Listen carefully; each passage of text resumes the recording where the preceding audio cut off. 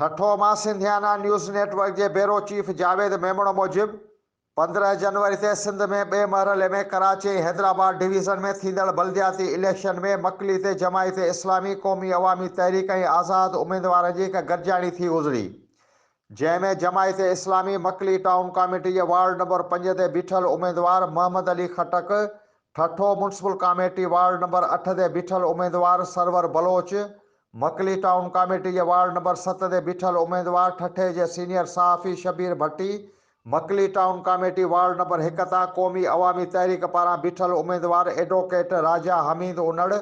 मकली town committee के ward 4 तां बीठल आज़ाद उम्मीदवार हाजी अहमद नवाज मरी, जमायत इस्लामी पारां गुल मंडा, यूनियन काउंसिल के वार्ड नंबर 3 तां बीठल उम्मीदवार महरम खासखेली ऐं मकली ते रहंदड़ सिविल सोसाइटी की हिक गॾिजाणी थी गुज़री,